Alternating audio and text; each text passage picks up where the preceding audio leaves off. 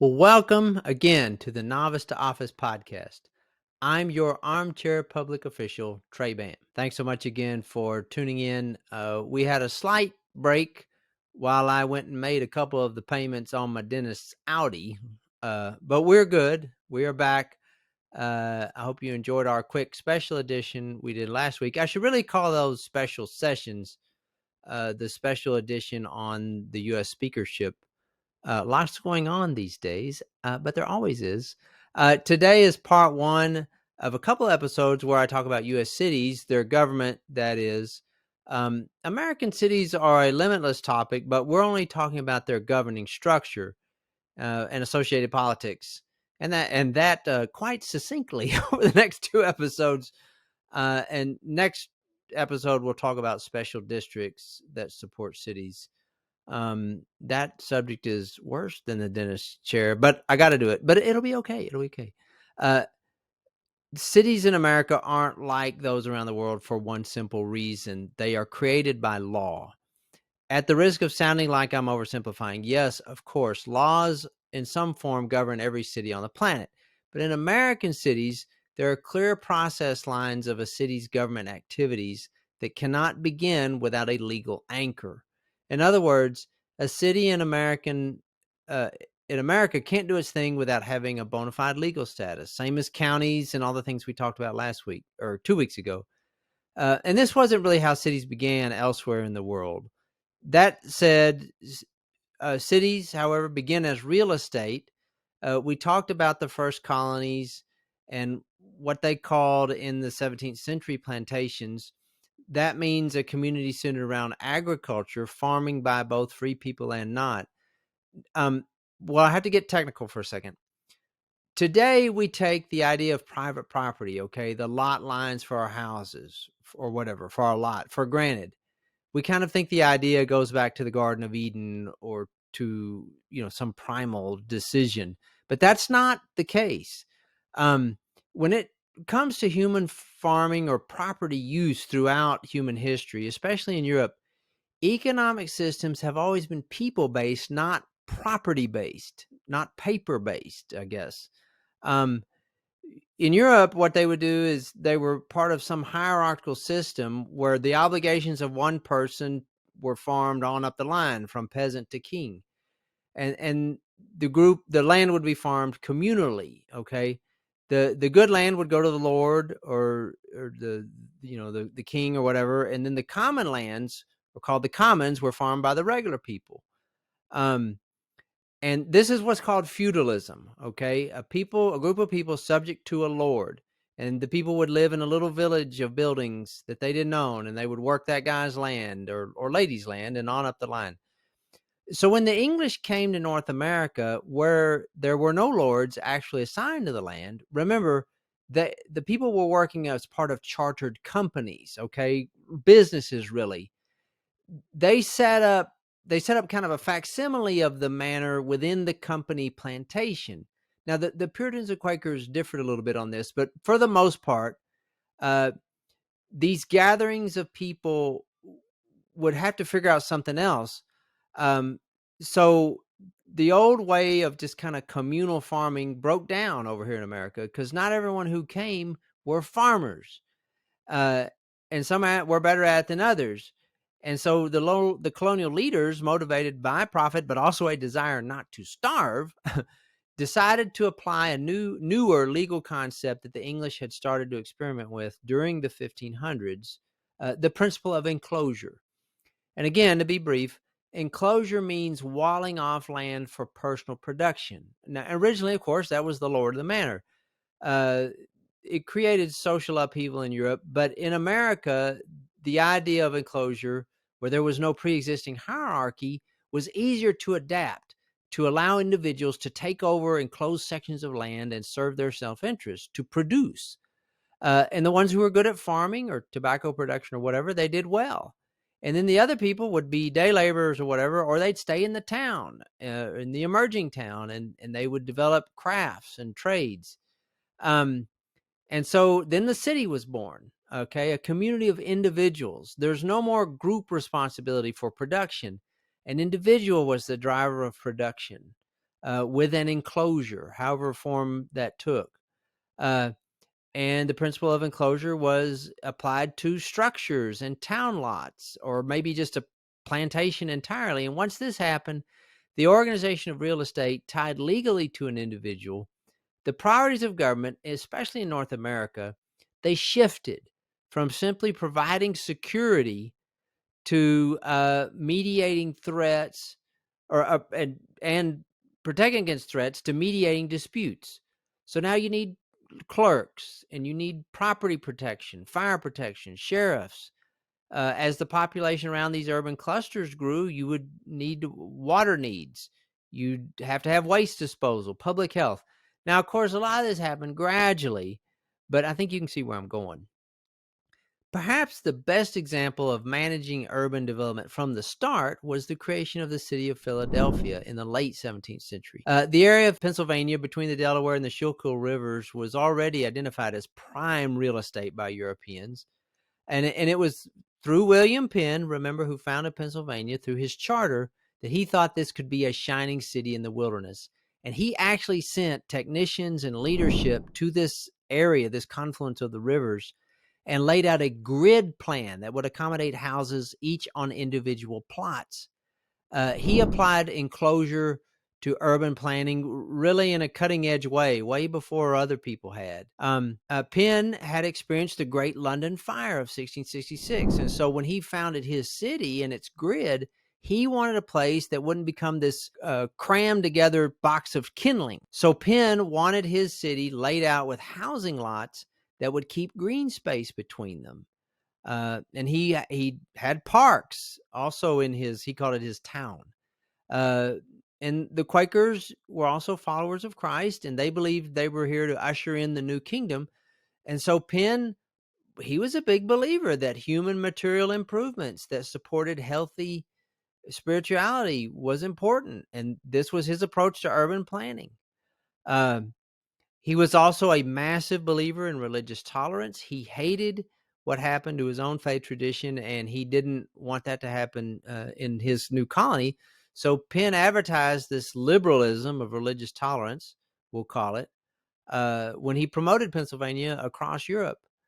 Consequently, immigrants of all types of small, mostly Protestant, kind of counter-religious traditions, we'll say, they flocked to Philadelphia and Pennsylvania, and the place boomed. And out along the Schuylkill, some of the best farmland in North America was developed, and it became the breadbasket that fed Philadelphia. The Quakers and their emphasis on inner peace and being connected with the God within required a serious commitment to personal integrity. And as a result, daily practical relationships in business were very trustworthy, transparent, and efficient. And they promoted this communal integrity during Philadelphia's growth amongst all the people. And the place needed no police force. And this code of morality enforced by the Quakers made the place very desirable to live. You didn't need a police force because everyone was honest. And if you were struggling financially, everyone was charitable. That also staved off poverty and decay. So again, Philadelphia was booming and very thriving as a result of all this. And it being in the middle of the colonies, it became the hub, unquestioned hub of the Crown's North American holdings. The wealth combined with thrift supported cultural growth and innovation for Philadelphia. Benjamin Franklin chose the city to start out in life in the 1720s. Franklin was from Boston. His family were Puritans, and they were Puritans. And he was this tech savvy guy, and it would be like someone moving to Silicon Valley today. And Franklin tackled the challenges of urban life. He created the firefighting company as opposed to just volunteers. He helped found Philadelphia's first hospital. He was at the center of Philadelphia's publishing industry and its press establishment. In the middle of the colonies, Franklin created postal operations, and he came up with logistics for all that, and communications. And these would be templates for the new United States under his leadership. Returning to William Penn, he actually spent a lot of time in England, and so he had to govern his colony from afar, using those assemblies we talked about way back in episode 2. But he was something of a regulation lover, I guess, kind of how his faith was going, his faith tradition. So one day when he visited Philadelphia, he granted a sub-charter to the city leadership for administering various activities. And I'm calling it a sub-charter because he was the main royal charter holder for all of Pennsylvania, okay, granted by the king. But in doing this, he created the sub-charter and the city charter for Philadelphia. And that's what a city charter is. It's a way to empower a community to enact laws in addition to the overarching laws of the state or the colony back then. After the American Revolution, the charter became the primary way cities organized, both great and small. And it's true that charter means different things across the states. It's not quite the same in every state. But the main principle it has is what they call home rule. And probably the best example of home rule is, for example, regulating the sale of alcohol. Home rule doesn't necessarily prohibit drinking alcohol. It just says you can't sell it in the city. And that's what home rule and that's what ordinances are allowed to do, is kind of deal with more practical issues. And over time, the courts and lawmakers at all levels have historically seen home rule as constitutional through local regulation.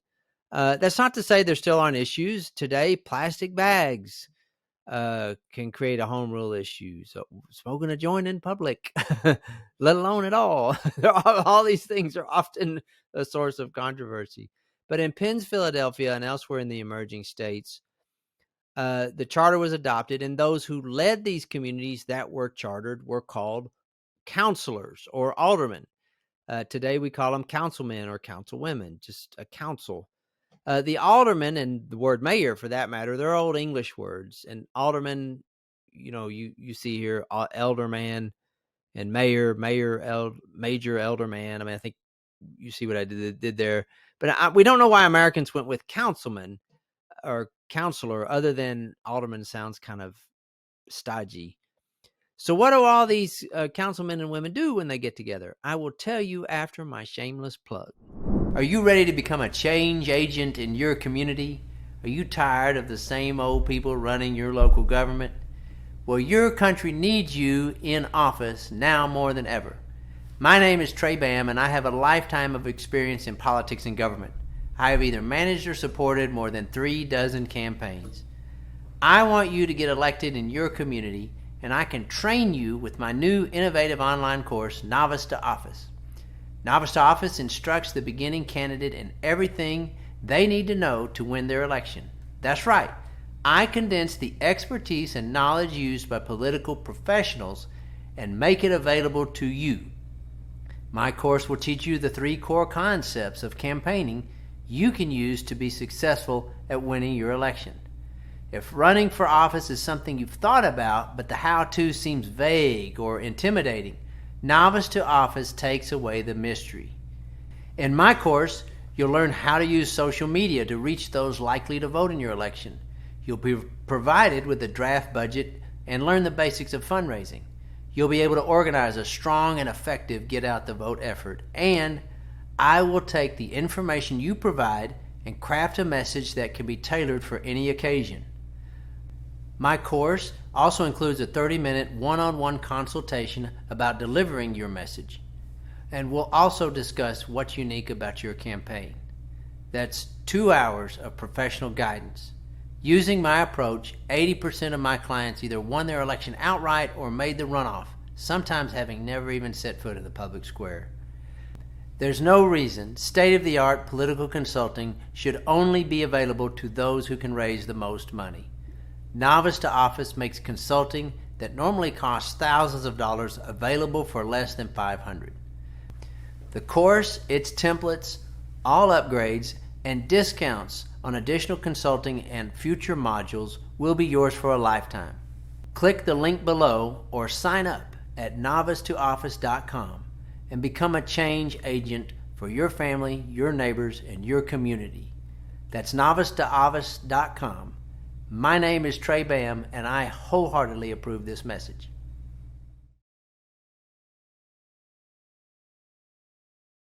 We are back. We're talking about American cities and their government, and we've laid out how we got from small groups and communities of settlers to actual city councils. So, what do councils do all day? Well, in America, especially after the Revolution and its sacrosanct elevation of representative volunteer-based democracy, city councils were viewed as kind of altruistic activities. They were places where you served out of your own pocket. They didn't want people getting rich off the people. The same for the mayor. And given Americans' general antipathy for government, the mayor was often viewed simply as ceremonial. They didn't want him having a lot of power. So in many cities, the mayor not only had little power over ordinances or even operations of the city, he often had no vote at all on a council or could only break a tie. Later, they would hire professionals called a city manager to do those things who couldn't vote. But councilors vote on issues relating to safety and quality of life. Over time, they took over firefighting companies. In time, they had to create police departments as cities grew and a less desirable element would come in. And they would do this independent of a sheriff or a constable, who are often stretched thin trying to police a larger geographic area. City councils, of course, had to consider transportation and infrastructure. In early American history, believe it or not, roads and sewer lines were just not tended to. These core aspects of modern living, which we take so much for granted, were given a low priority. In Washington, D.C., for example, for decades, human and storm waste was simply tossed out the window, and it all flowed into a few filthy, unused canals, or some of the used canals, too.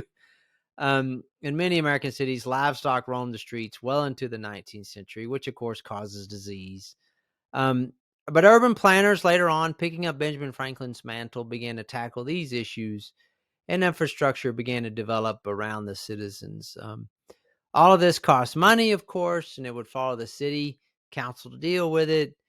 City councils, of course, would then levy taxes, empowered by their states. Remember, cities derive their power from the states, like the counties and parishes we talked about last week. But this would create an extra dimension of power between the city and the state capital. Of course, always opportunities for graft and corruption. The size of cities would put pressure on the simple city council over time. Some eventually began to call for the mayor to be stronger, because theoretically that guy can get things done. So today, the model of the city called the strong mayor model basically means a mayor that has veto power over the council people. So that's what strong mayor means. A lot like a legislative arrangement. Most major U.S. cities have a strong mayor, but actually Austin down here, that's closing in on being the 10th largest city almost in the U.S., they tried to vote for strong mayor and were rejected, which was interesting. Large urban centers, of course, develop many needs, and when combined with America's individualism, innovation, and tradition of dissent, and just want things to be better over here, the Americans would develop special districts that would be created alongside and within urban centers. And we'll talk more about those next week. Thanks again for watching. Don't forget to like, subscribe. If you have thoughts about your comments, or you just want to let us know where you're watching from or listening from, put it in the comments, your city. Until next week, keep it free.